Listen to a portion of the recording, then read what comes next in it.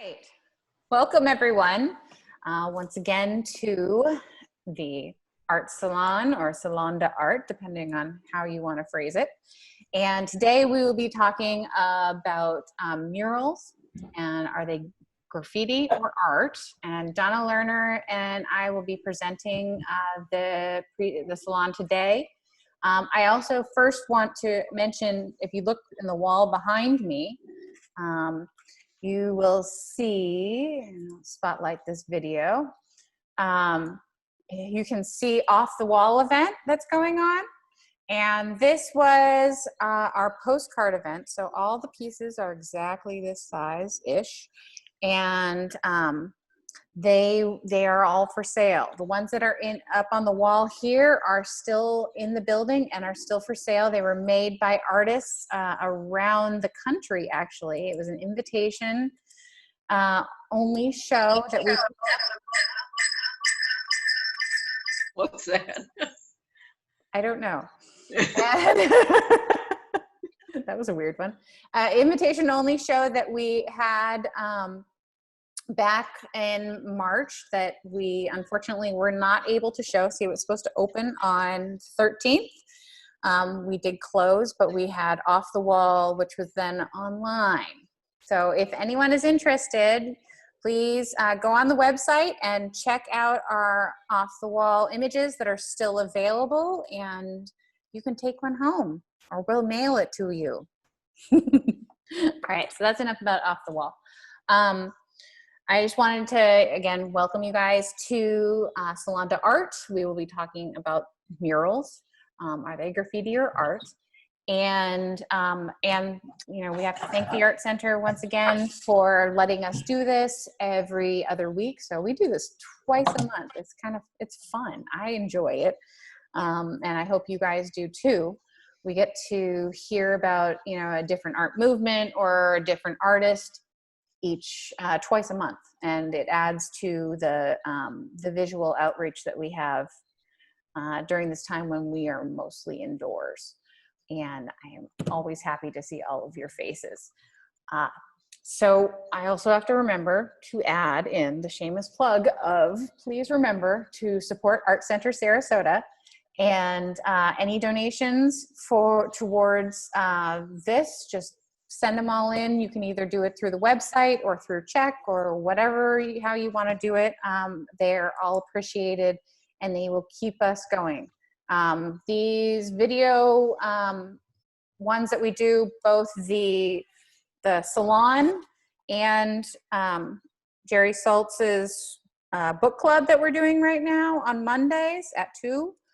These will be continuing even after the Art Center, you know, is all back open and COVID is a thing of the past, that kind of thing. So we are going to be continuing this programming, and because people are excited about it and they're interested in it. So thank you for showing up today. I appreciate that. All right. So please make sure that everyone has their mic on mute except for myself and Donna. And then we will go from there. All right, so is everyone on mute? Great. Okay. Are you ready, Donna? I guess. All right, I'm gonna share screen and then you guys can see what we see. Please let me know that I have the right screen played. All right, full screen? Everybody see? Donna, it's the full screen? Yes. Great. Except for us on the side, is that? That's just the way yours is. So okay. Oh, go right. for it. Go for it. Okay.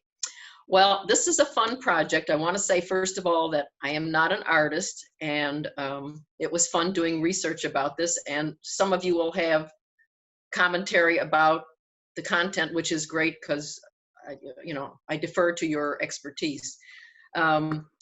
Was doing a lot of research, came up with 34, 35 slides between Elizabeth and myself, and I kept finding new and exciting things, and I'd send her emails or texts in the middle of the night and say, can you add one more? Can you add one more? And then I said yesterday, I promise I won't add any more, and sure enough, I got up this morning and I found something else I wanted to add. So it's just an interesting topic.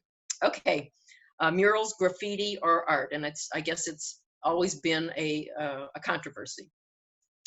Words that are usually associated with art include inspiring, engaging, thought-provoking, and usually associated with professionally schooled artists. While these characteristics may also apply to graffiti, more often it has been words like illegal, trespassing, defiant, large-scale, political, action-provoking, and the creators are often youthful, untrained, and in the possession of a spray can. This is a brief history of the development of murals, which includes walls, ceilings, floors, and now streets. Which of the following examples of art are art and which are graffiti? Okay, next. Oops, getting there. There we go. Okay. Murals, we believe, and art started about 30,000 years ago. This is a southern French cave, and this was Paleolithic man used charcoal made from burnt wood on the cave walls to communicate and to document their activities. We don't know for sure if they had verbal language at the time. Okay. Next. There we go. Oh, and P.S. I'm going to go through all 30,000 years, year by year. Is that okay? Yeah, no, I'm not. Geologic years, right? Yeah, no. Then the next example I have is the Bronze Age, 1200 BC. You've probably seen some of these images in the past. This is called the Toreador, and it was the Minoans of Crete. It was about 1200 BC, and they made the first known frescoes. And frescoes, as you probably know, are dry powdered color mixed with water and applied on wet plaster, which when dry becomes an integral part of the surface. Yeah, they last a long time. But they get dirty over the years, and they get faded and whatever, and so it's a whole career to restore. Anyway. This one they restored, right? Yes, yes, definitely. This is Tutankhamun's tomb paintings. This particular one was around 1300 BC. The Egyptians painted their tombs to show the orderly and idealized lives of the pharaohs for smooth passage in the afterlife. And as we're finding out, King Tut, for one, was disabled and was not a perfect, idealized looking human being. However, that's how he wanted his painting. That's how he wanted to be pictured when he passed into the afterlife. So much for truth in art. Okay. Well, it is interesting how they painted these figures also almost two-dimensionally in a two-dimensional surface. Yes. So, yes, and that was a different step in the art history movement. Let me get into something different. Yes, where there's depth. And this, of course, you recognize as the Last Supper. This was the 1400s, Leonardo da Vinci, and he painted not a fresco. This is called a secco, dry plaster, and this is on an interior wall of Milan Monastery. Okay. Yeah. Next, the famous Sistine Chapel. This was 1508. Michelangelo completed this, and it was frescoed ceiling and walls, and the floors appear to be tiled. Yeah. But this was the first time that we're aware of just all the spaces. Yeah. This one, I've actually never been to the Sistine Chapel. I haven't actually been to Europe before, but looking for this picture, because we had a couple of different pictures that we were going to choose, but this one I felt was it gave you the idea of how overwhelming the murals were, and they were everywhere at carving every single surface. Yeah. I mean, and within within, you know, a large space like this, there are specific famous or recognized painting or, you know, images, like what the creation of Adam is somewhere up in the ceiling there. And, you know, there's just so much there that over the years, different parts of it have been popularized. Yes. More recognizable, I would say. Michelangelo also liked to draw some of his politicians or even some of his enemies into into his paintings too. The one that you can't see on the other side is you know, has demons in it, and there are a lot of politicians in that. Of course, nothing changes. Nothing changes. Right. Nothing changes. Okay, jumping ahead to Diego Rivera. This was the 1933s. You know, we're going through 30,000 years quite quickly. This is 1933. This is when Diego Rivera of Mexico was hired by Edsel Ford to do a mural on the I don't know where it was in the factories in Detroit, but he was paid, and this was the beginning of I don't know if it's so much social movements as it was the role of the worker, role of the worker in society. And as a result of this, or in addition to this, the WPA and Franklin Roosevelt hired apparently hundreds or thousands of artists to create thousands of murals all over the country. Yeah, the federal artist program was amazing. That they revitalized and just had all of these paintings, and it wasn't just paintings, it was sculpture, public art. The national parks had all of those, all their big inns and that kind of stuff. Those buildings, the architecture of them, everything was done through that public works project. And, you know, thank goodness for that one. There's some beautiful, beautiful art that we still have from craftsmen that would have been lost. And architecture at that time too, all the post offices and the schools and all of that. Yes. Yeah, it was a lot of, all those public buildings all of a sudden became, you know, places where artwork could be. Yes. So that was really, I mean, between that and the Mexican mural movement was really the start of outdoor murals. I mean, look at Sarasota High School, which was one of those, I would assume, one of those buildings, and look how it's been repurposed into a museum, which is full scale. Exactly. Okay. Right. Now, speaking of Diego Rivera and the social commentary movement, this was 1947, so a number of, was it 14 years later? This was back in Mexico City, and it was called Dream of a Sunday Afternoon in Alameda Park. And you know, it's such a huge mural, and there's so many different aspects of it. You really have to spend time looking at each of the different areas, because each of them is like a painting unto themselves, each of the different aspects of the murals. And this, again, was the beginning of, or thought to be the beginning of, the social commentary movement in murals. Yeah, and I think this is like one of, I think he did a number of them. Notice the skull, the skeleton in the middle.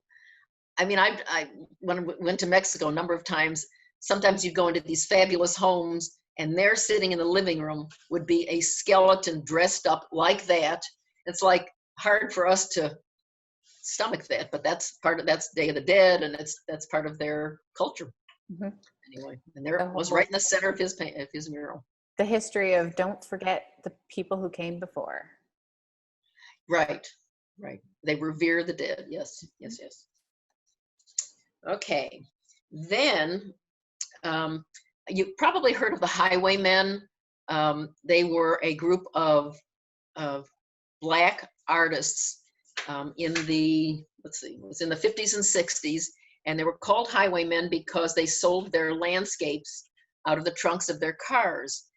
And one of the most famous of them was a man named Al Black, who, I don't know why, but he wound up in prison, And in prison, he painted over 100 murals on prison walls and detention center walls to provide solace and hope for the incarcerated.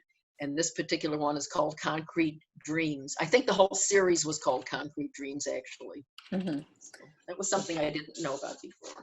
Yeah, it's one of those ones that, you know, you never, I mean, we've seen a lot of Highwaymen exhibits, and we've even had one at the art center, but I've never heard mention of Al Black's paintings in that he did when he was incarcerated. And, you know, that the fact that this was I think it was the Tampa Tribune or one of those, I don't or remember. Orlando, that had this article, and it was the only, I could not find any other reference to it. And it was a really interesting, twist on an additional story to the Highwayman project. And interesting that if he had painted so many murals, why it never came to light, you know, why we haven't heard about it. Interesting. Yeah, and he's well, I'm not sure if he's still around or not, but I know that there are paintings that he has that when he wasn't incarcerated. Yes. Okay. Next. Okay, then in the 1960s, this is 1967, the Chicago Wall of Respect was painted by 14 artists or graffitiists of the Organization of Black American Culture. And this was considered to be the start of modern graffiti. I would say it was more organized, and chances are if there were 14 artists, the owner of this property knew that it was happening, as opposed to one of these middle of the night kind of graffiti projects. So anyway, it's thought to be the beginning of the modern, and it coincided with the Black Panther movement. Mm-hmm. Now, does this mural still exist? I wasn't sure. I don't know. Yeah. Don't know. Yeah. From the 60s, I assume if it did exist, it would have been restored, I'd assume. Yeah. Okay. Then following that, the 60s and the 70s, the South Bronx became the center of graffiti art. And I don't know if you can tell in little areas, in some little areas on this particular wall, there was something called tagging, where the artist or artists would have their little symbols or their initials, and it would refer to their neighborhood and or their gangs, whatever they were involved in. So that was called tagging. So it moved from Chicago to the South Bronx. Yeah, and this one actually does still exist. It's a part of it's actually conserved now. Okay. So that was interesting that they are conserving graffiti walls. Yes. Okay, and then of course there was subway art. Subway art was illegal graffiti, and it was on New York City subway cars. And it became so prevalent and so popular that it was popularized in movies, and there were even coffee table art books with subway art on them. And of course, it cost the city of New York millions of dollars to erase, to sand down the art. Probably today, if such a thing existed, it would be glamorized and it would be celebrated. But at that time, it was illegal and it was not welcome. Okay. Whereas in other countries, it's actually encouraged. So these people were born at the wrong time. Yes. Yeah. Okay. From that came the Keith Haring. He is identified with pop art murals. And you've seen these images over the years, but I never really paid attention. It says his murals advocated for safe sex and AIDS awareness. And once you start looking at the different images, yes, I guess that's what I'm looking at. But I never thought of it as that. I just thought it was very decorative and I didn't realize what I was looking at, but anyway, safe sex and AIDS. And he used to put these up, well, not these ones, but he would paint also in the subway system late at night, almost doing essentially graffiti art at that time too. And they say if you, at that time it was pretty much illegal, but if you happen to have one of those originals now, yes, yeah, pretty good, pretty cool, pretty cool. Okay, and this is Jean, I think it's Jean-Michel Basquiat. Basquiat.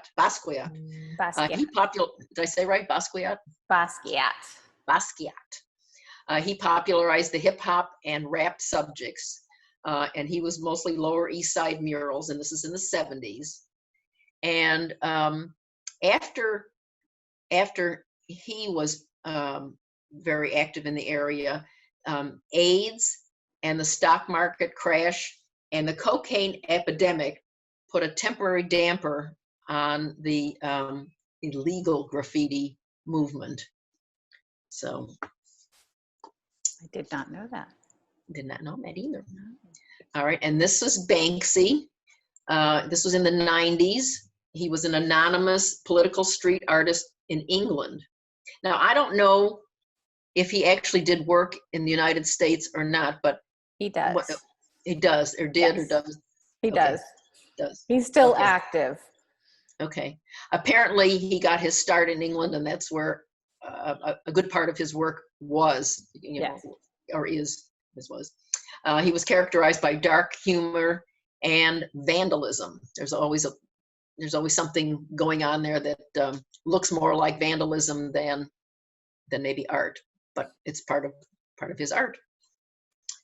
All right, now jumping into the current times,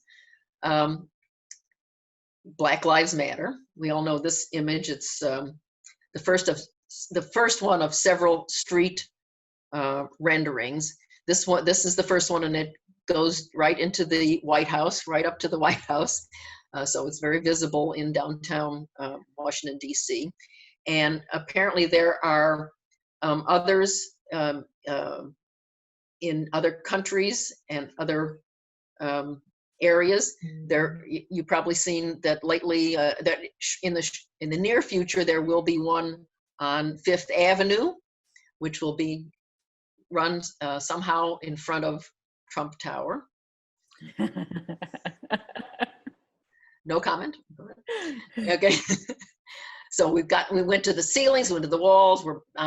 Now we're on the streets. Okay. The next one, and also contemporary. This is George Floyd. We know the story of this. I can breathe now, or well, it says I can't breathe, but at the bottom it says I can breathe now. He's on the wall, and the movement has hopefully is taking hold because of the horrible image of what happened to him. So there are these memorial murals in, this one is in Minneapolis. That was the first one because that's where it happened. But now in Germany, Kenya, and Syria, as well as other countries. I didn't know that. This is a protest for systematic racism and a call for change, and it's taking hold. Mm-hmm. And the names behind him are other people who have been lost in the same systematic violence. Yeah. So interesting. Okay. Okay. So this is a section of Miami. You're probably familiar with this. I was not familiar with this. It's called Wynwood Walls, and it's a neighborhood area of colorful murals done by artists from around the world.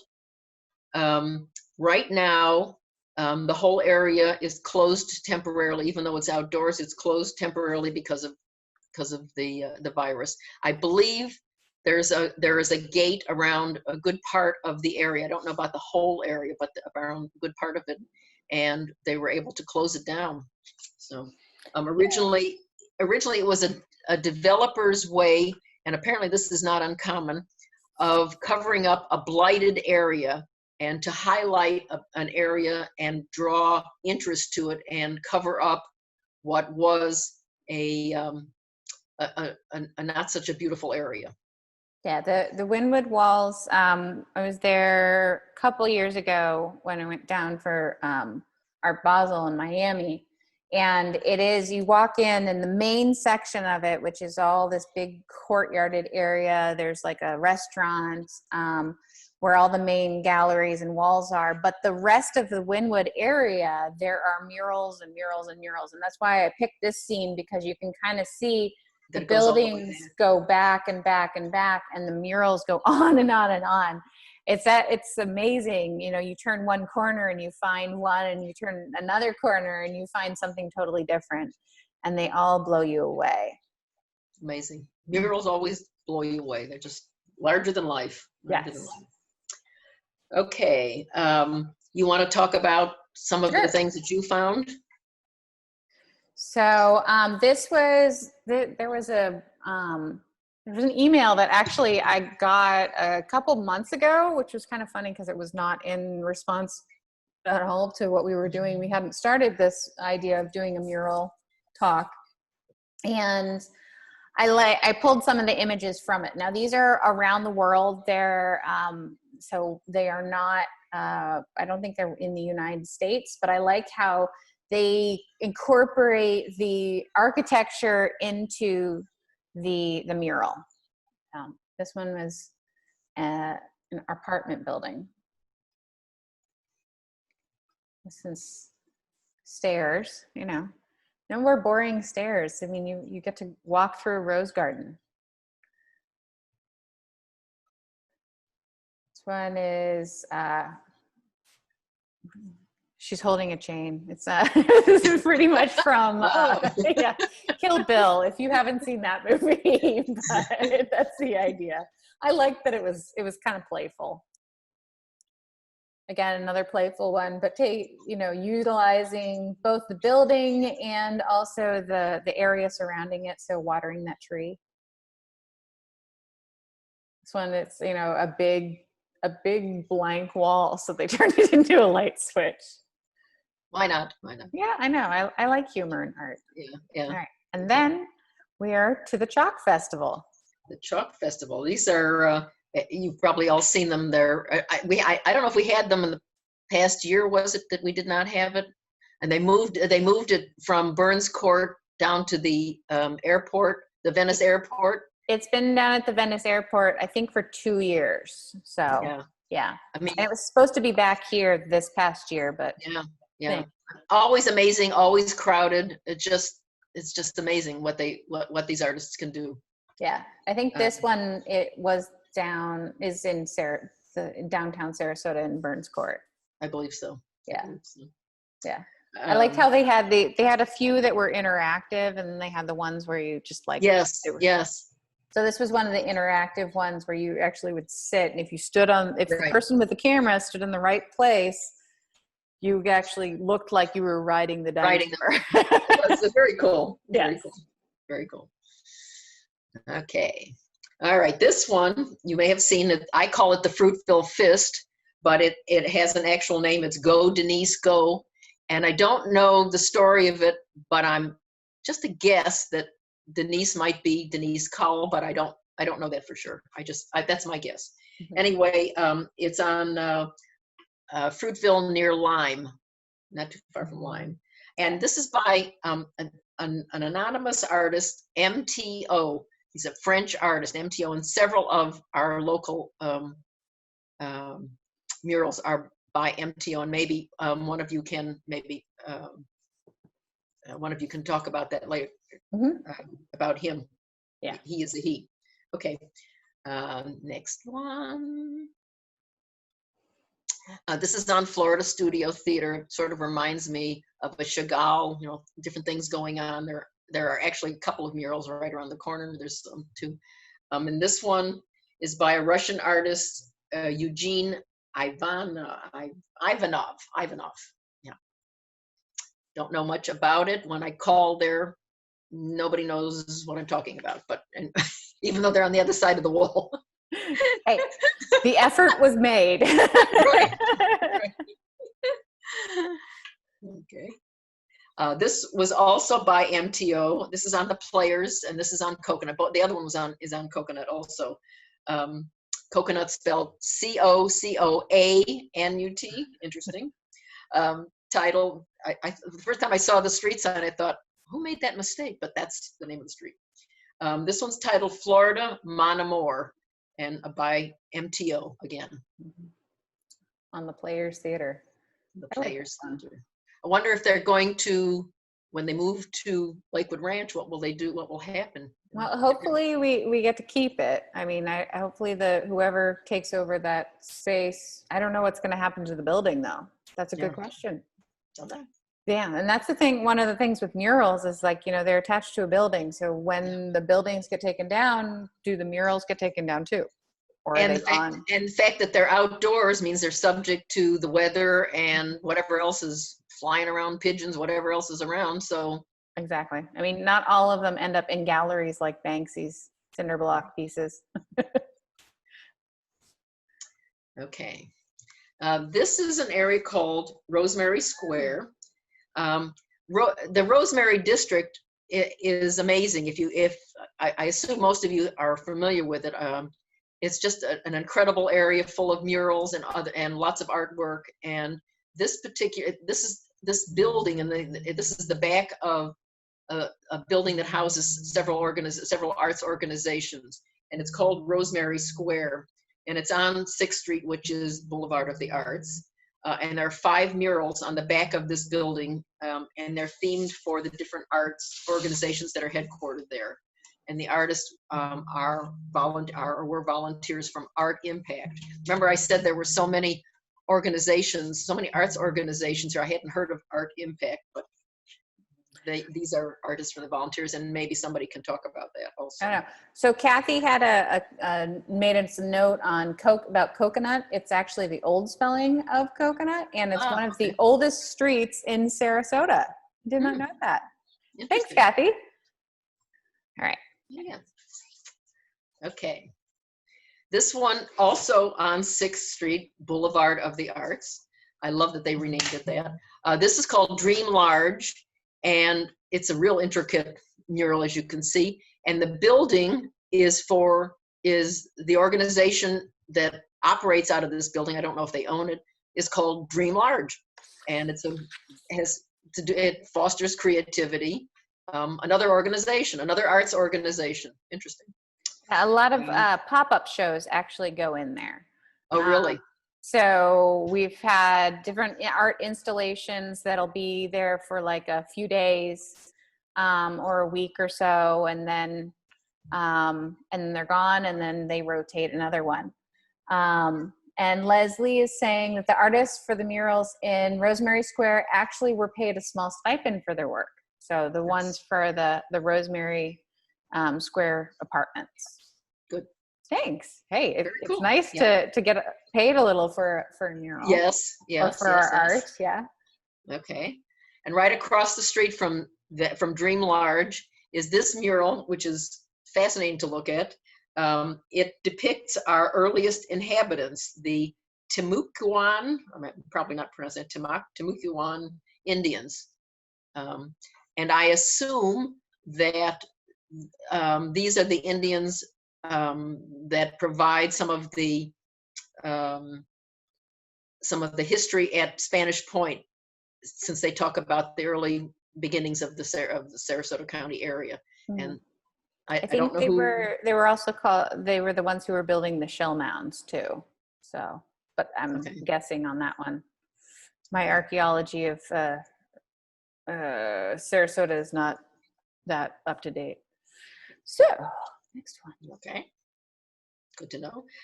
This one you've probably seen. This is Burns Court. This is a mural by Eduardo Cobra.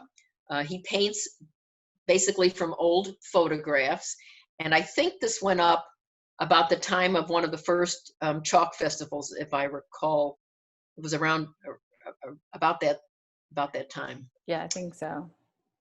And right across the street is a camera taking a picture of it. And this is called Say Cheese. And this is painted by Anat Ronan. another fun mural. Yeah, Oh, he I was. didn't. You know what? I didn't see the owl before. That's interesting. He also did this one along when the Chalk Festival was happening too. At the same So time. yeah. Okay. Mhm. Not I think of as a woman's name, but I could be wrong.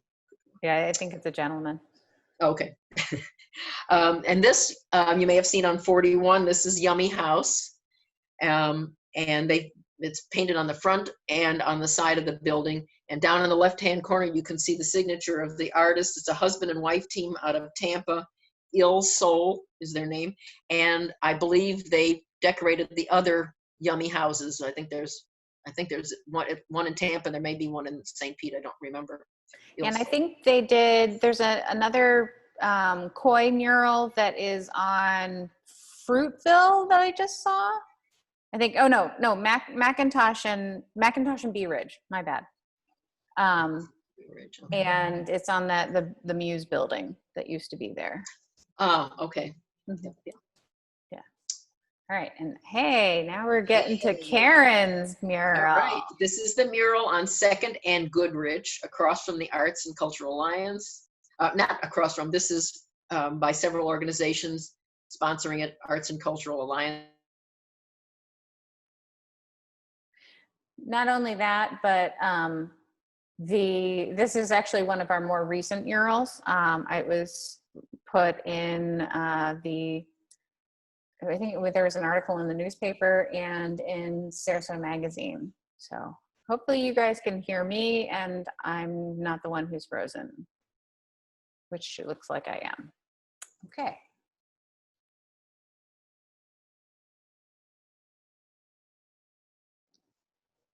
And so from your phones and your tablets. So as you are passing by a building, the app is able to take the architectural features of the building and then you project whatever mural you want. I guess I assume that there's a source of murals. And so, and then you can move on to the next building and a different mural, whatever mural you want on that building. So it's really an interesting concept. It's called virtual murals and walking murals. Let's see. This, unlike graffiti, is done like graffiti, I should say, is done without the express permission of the building owner, because you're basically walking around and picking a building and projecting your mural on it. So sometimes like graffiti, without the knowledge of and permission of the owner. Okay, there of course are many other examples of murals, especially in our community. It's amazing. For example, in the Rosemary District, including, well, this one's not this example is not in the Rosemary District. It's right here downtown, the Palm Avenue Garage, where each of the floors is a different art form. You may have seen that. The Mark condominium is, I believe, and maybe Leslie can help me on this, I believe it's the first mural, the mural on the Mark condominium that was considered part of the public art properties, or approved by the Public Art Committee, I should say. And then there was this is an example of a virtual mural where, you know, the app on your mobile device takes a picture of the architecture, and then you select a mural and project it right on the building. It's a really cool concept. Yeah. This one, I don't know where that is, but right now they said they're testing it in LA. And okay, and this, oh, before we get to this, there was a mural. That's all right. There was a mural called Fast Life, which was by MTO also, and it was on 10th Street. That was infamous for suggesting or implying gang life, gang membership, and it was forcefully removed several years ago. I believe it was owned by the Tube Dude artist, and he was he was encouraged to remove it, and it was removed. And now corporations are using murals to advertise while conveying timely social messages. It's a thing now. Corporations have the money, and they are encouraged to do so. Here Leslie says that there are actually several murals in the city collection done before the mark, and they were done by Danny Doya, or was the mark done by Danny Doya? I'm not sure, but we'll get that clear one time. I can just weigh in if you want me to. Yes, if please. you look on Fruitful, next to Karen Chandler's beautiful Sarasota Heroes mural, there are two on a building adjacent. So one is David, and the other on the opposite corner is Gabriel, the angel. And sadly, I can't remember the artist's name, but he is was a student at Ringling College, but had graduated and is a professional artist. So that one for sure came before the mark. But Danny Doya is a Miami muralist, and he did the one on the mark. Right. Okay. Right. Thank you. Yeah. Also, we see often buses and trucks that have wrappings on them, and I don't know if those could be considered murals, but they are. They are advertising, but they're also pictorial, and they can be changed. I don't know what the term is. I think they're called wraps. And there are a number of cities that have done that type of project where they've actually put a call out, like we have for the Mural Walls, where they put a call out to artists for a bus wrap, and it really is a wrap. They shrink wrap the bus. It's a neat concept, and it was quite popular probably about 8 years ago or so. I haven't seen any of the, I know St. Pete did some, and I think probably Tampa, and I know Columbus, Ohio did when I was there. So.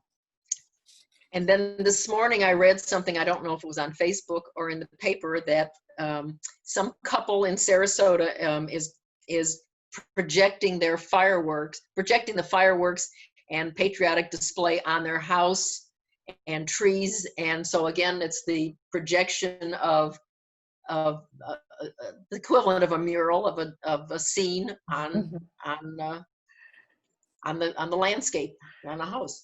Yeah. Okay, and then the final one is the wall that is inviting a mural. Where is it? Where's my wall? Can you see it? There it is. Yeah. There's a wall in need of a mural. So. It's been of a mural for a long time, but it's a big wall too.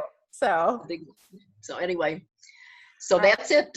Comments and questions, and Leslie, I know you have. Before we do that, I want to let you guys know about what we're going to be doing for the next salon, and do the end of my spiel type thing. Sorry, I had a little technical issue. All of a sudden, my Wi-Fi went out. That was fun. Ooh. I'm glad everyone was still able to stay in. So the next salon is going to be on July 17th. We are going to be doing Kahindi Wiley, and it's Danielle and I are going to be presenting it.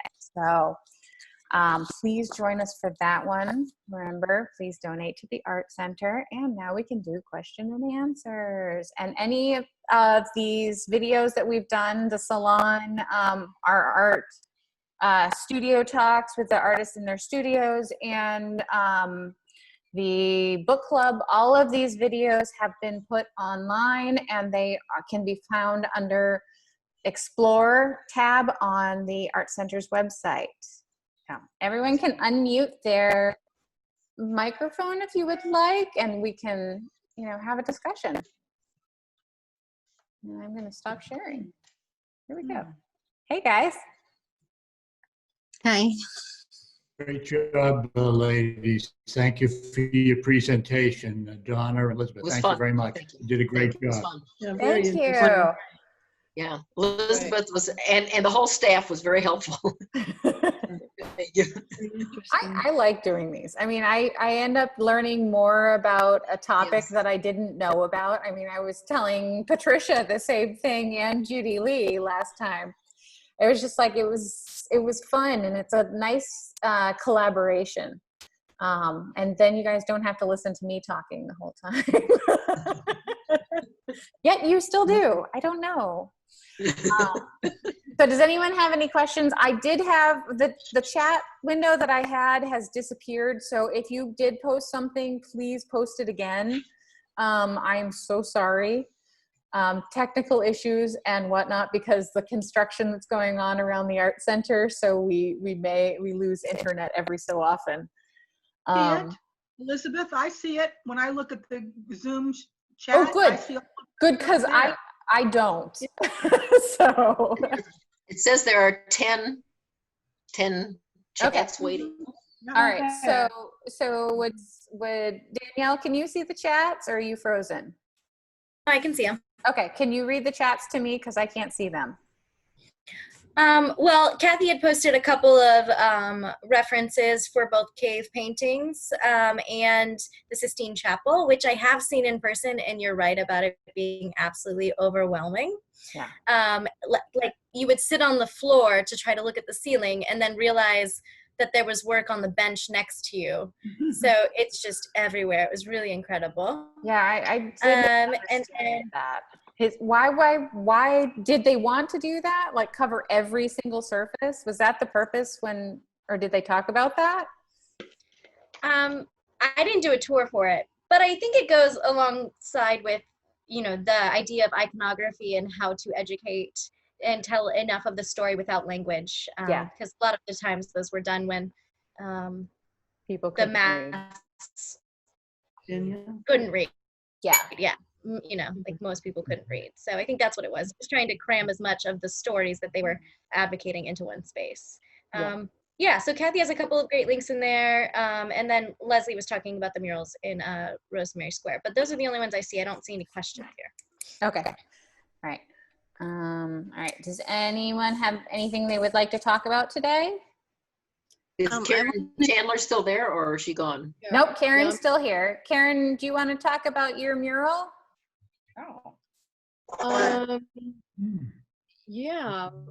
don't really know what Well, to say. here, how about this? I'll ask you questions. Okay. So, how did it start? How did it come to be? I mean, were you approached or did you approach them? No, it actually started with Sarasota Magazine. Mm-hmm. It was their idea that they wanted to. One of the people that worked there, their sister was a nurse, and when they got out of work one night and they were all exhausted, somebody had drawn like a thank you on the sidewalk for them, and it really touched them and moved them to tears. And then when they heard the story, they thought, well, why don't we do something like that on a larger scale? And why don't we say thank you? Yeah. So they got together with the the Arts and Culture. That name is so long, I always get it wrong. Sarasota Arts and Cultural Alliance. Yeah. Right.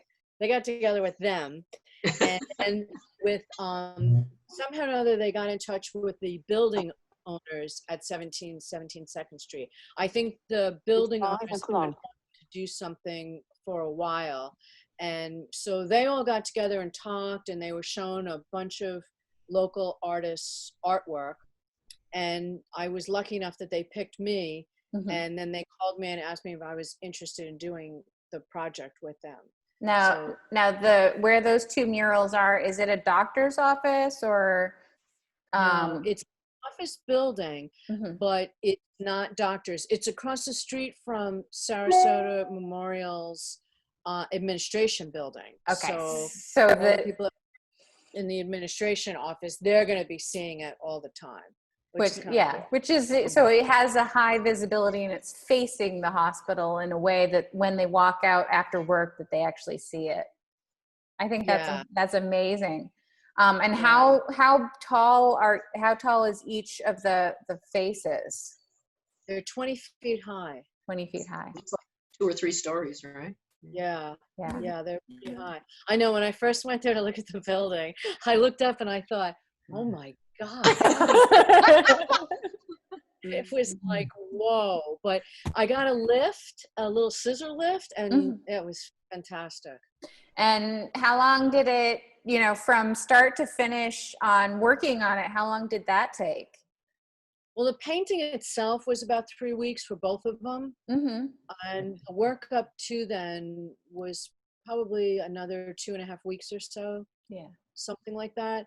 It was all kind of, you know, once they decided they wanted to do it, we had to move really fast. Yeah. And then there was a lot of people involved. So there was a lot of back and forth. So I think that was about 2.5 weeks, something like that. And then once everything was figured out, it just went real quick. Mm-hmm. Now, was this your original design that you gave them, or did they change it and ask for different, you know? Yeah, this was my change this color. Design. That was your second design for them. The joy of working with clients. First design, they were totally right. Yeah.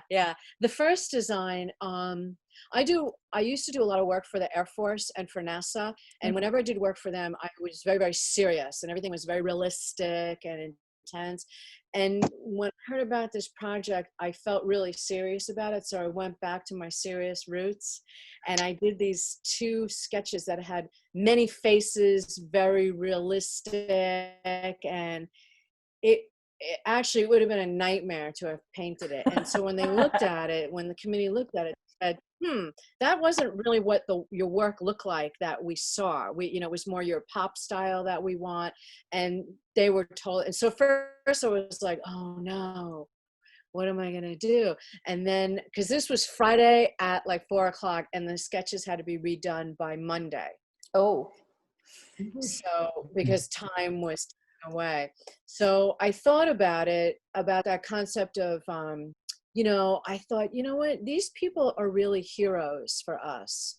And then I thought, all right, a hero, they're looking up, and it's kind of like a Superman. I kind of thought about like that look, Yeah, and so that helped a great deal, because then that's what sort of formulated the 2 of those people. And then once I got rolling, and then I really got it together. And then I came back on Monday and I was so nervous. Because I thought, oh my God, they might not like this again, and I don't know what I'm going to do. But they loved it. Fortunately, they loved it. And then we went forward with that. So, and I told them all too. I said, you know what, you guys were totally right for not accepting that first one. I don't know what happened. I ran amok. And now this one is much, much better. So it worked out perfect. Great, thank you. Does anyone else have any questions for Karen about the mural? Leslie, do you? Well, I'm very impressed with the mural, Karen, and it's probably a good segue into just telling you what happened afterwards. It's not done, but it was so well received that the city manager saw it and felt that, who's not really a experienced art person, he's more of a manager, but he loved how everyone was excited by it, and the healthcare workers felt honored, and it was beginning to lift our spirits. And so he came to the Arts and Cultural Alliance and said, I want to do more of these, and we might have some money from our recovery fund to help do it. So, Jim Shirley and Andrea Knies, who worked there, they were thrilled. And they asked Kelly Lavin, who works she's the publisher at Sarasota Magazine and is, one of your big sponsors, Karen. Yes. And Gigi, the gal who's the graphic designer there, and a woman named Chantel, I don't know her last name right off. She's with Visit Sarasota. Oh, okay. And she's African American, and she knows a lot about that community. And then as well, myself sitting on for the Public Art Committee to come together and as a committee and try to figure out how to get more murals that the city is funding, not as public art per se, not as the part of the fund from public art, but with a little bit of reference with just having one person on the committee. So we did a call for walls because we needed to find buildings, and Donna's wall is in the mix. Thank you, Donna. And then a call for artists. I know, Karen, you applied again. I did. We had 44 applicants, and they only had like 5 days or something to get their applications in. We got about 9 walls, and we've met and so then we narrowed it down to 9 finalists. Wow. Danielle is one of our finalists. Karen, everyone loves your work, but we were like, well, let's have someone else, but let's leave Karen in the sides in case we don't get great ones. We'll go back to Karen. That was really sad, you know, but there are so many good applicants. And so the 9 finalists are being matched to walls now, and we'll try to get together with them next week. So some of the walls that might interest you, one of them is a door at the West Coast Black Theater Troupe building. And it isn't actually a door, it's like a fake door. They aren't using the door anymore. So, but it's a really cool location right on Central. Or is that Orange? It's on Orange, yeah. Yeah. And one of them is Donna Lerner's fabulous long wall. And another one is the Ringling Museum has a building on Washington Avenue that has a wall similar to Donna's. It's very long, but it's corrugated metal. So whoever has to paint it, you know, it's that metal that goes in and out, in and out. But that's a wonderful wall that's actually in Newtown. So there'll likely be something there that really speaks to the social concerns we have today around racial justice. So, and you know, I don't want to tell too much. I think there'll be a press release out shortly with the finalists, but there was no one in the finalists that we didn't love, including some very young artists who have not done a mural before, and some very experienced muralists like Danielle, and like Truman Adams. He does 3D art, and one of his you saw in the Rosemary Square. He was a finalist, and so really excellent. And okay, I just want to end on one last thing because it ties completely to this talk. One of the finalists is a graffiti artist. Oh. And I know very little about graffiti. You know, you talked about how it's, you know, kind of renegade art. You know, it was done in the night and it was illegal. And this young man would be so interesting to have talk to us sometime in one of these salons, because he's like a perfectionist. He knows the history. He knows the type of paint. He knows the groups in all of this area of Florida, who does what. And it was very interesting. He gave us an education in that interview. Do the police know his name? I think so by day, he is a financial analyst, you know, like with a degree in economics. And by night, he plays around with graffiti, but he doesn't have a lot of graffiti in this town. But it was so interesting, that range. So hopefully we'll see. They're also, again, on this kind of timeline like Karen was. The murals have to be done by Labor Day in the heat of the summer. Oh, wow. So it's going to be interesting to see, you know, how all that comes together. So this is a great topic, and I really appreciate it. I know how hard it is to create a good presentation, and you did a great job. Thank you. Thank you. Yes, thank you, you, Elizabeth. Donna. It was wonderful. It was fun. It was fun. Yay. Thank you. Yay. All right. So Thank once you. again, thank you, Donna, and thank you everyone who was, Thank you, here and Elizabeth. asked questions. Thank you. Yeah. And we will see you in 2 weeks for Candy Wiley, which I can pronounce his name. I'm so sorry. His work is amazing and vibrant and huge sized, and I lack the words right now to explain them, and I'm really excited to talk about his work with Danielle, especially because of, you know, what's going on in the world right now. And yes, Danielle. Okay, sorry. I just want to touch in. I'm so excited to talk about his work because when I was younger, I've grown up in Sarasota. when the Ringling Museum began their contemporary wing, Kahinley was actually one of their very first artists that they showed. Yeah. So this was, I would say, the kind of merge between early to mid-career for him. And I got to see that work in person, and it is monumental in the same scale that murals were, but fit perfectly alongside those 20th century artworks that are also monumental. So, and then now he's done, you know, Obama's presidential portrait. So like the huge range between seeing him here in Sarasota and then seeing that work grow is really exciting. So I'm ready. It definitely is nice to, you know, to actually, we'll be able to show the whole range of his work, which has changed dramatically as he's progressed and as he has become more widely known.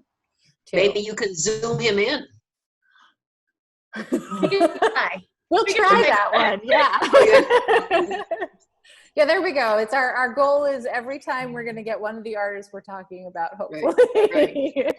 We got one of the muralists, so yes. But thank you, Karen, for coming and talking to us about your mural. We really do appreciate it. And thank you, Tracy, who is up front right now at the Art Center working. And Tracy was the one who put Karen in touch with me. And we were just like thrilled to have your input and your insight into that piece.